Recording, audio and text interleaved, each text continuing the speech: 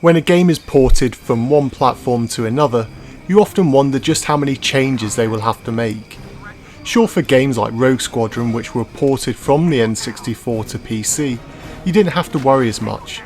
But for games which were ported from PC to consoles, you'd sometimes shudder at the thought of just how much they would have to axe, especially when the N64 was involved, as it had a very limited storage capacity. Some developers got around this by porting older PC games for the N64.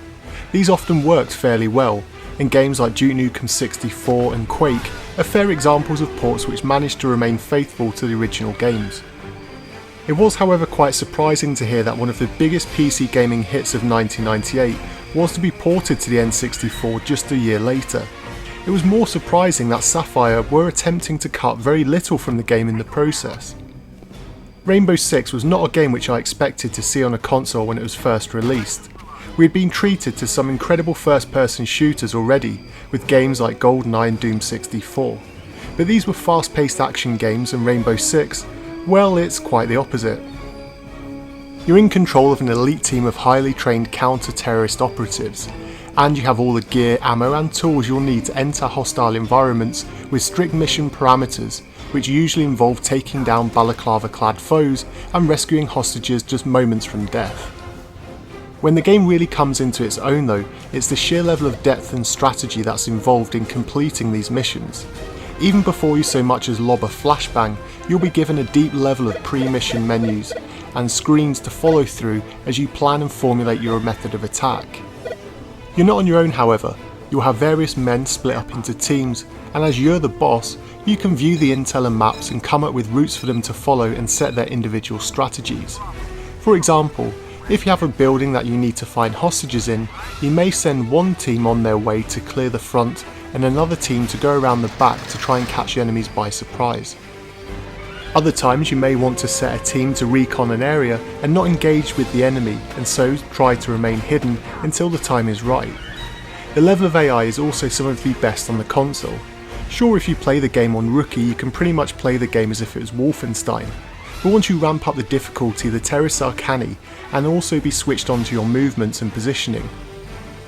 The game also ramps up the realism in its one-shot, one-kill formula. If you take out your sniper rifle and hit an enemy, they're most likely killed and out of the mission. Likewise, if the enemy notices you first and lands a metal slug on you, then you'll be treated to a death animation and you'll switch characters. This can be helped by some careful planning though. The team-based missions which I mentioned previously actually give you the ability to kit up your team with very carefully selected equipment for each mission. You can select from 20 different characters, each with their own strengths and weaknesses, and also choose their weapons and equipment for the task at hand. If you want to remain hidden, you can choose camo and silenced weapons.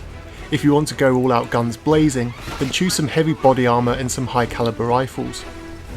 It really helps to keep the game feeling fresh.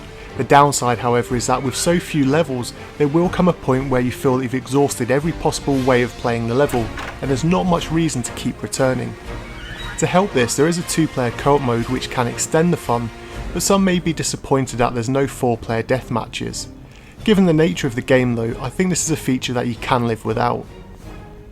A nice touch was also the addition of the planning gameplay mode. You don't control the actual action, but instead you plan how the team will tackle the levels and then sit back and watch it play out. Again, it's a mode which some will enjoy, but for me there are better strategy games on the console, and so it's something you'll only play a few times.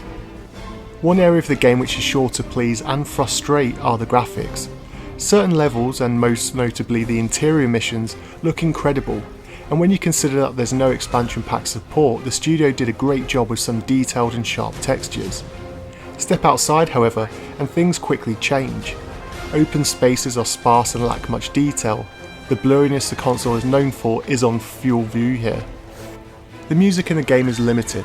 The menus are filled with military-style beats as you'd expect, but the missions themselves remain silent, with just the sharp sounding effects to draw you into the atmosphere.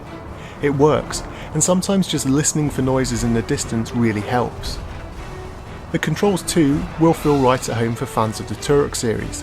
With pinpoint shots often required, it means you'll never blame the controls for a death, just the skill of the enemies or your slower reflexes. If you want something a little different on the console and you've played games with the faster paced action, then Rainbow Six is not a bad shout. Sure, it won't appeal to everyone, and there are times when your cheap death frustration can boil over, but it's worth sticking with as it's one of the most atmospheric games on the system, even if it is one of the shorter experiences. But how do you remember Rainbow Six? Were you put off from renting this title by reviewers talking about how complex and deep it was, or did you pick the game up after yearning for something with a little more realism and a more mature tone? It has a surprisingly true-to-life storyline involving a strain of the Ebola virus, and with all the terrible things that the virus has done in Africa, it could perhaps be seen as a game which in terms of its storyline was way ahead of its time. But as always, let me know your thoughts in the comment section down below, and until next time.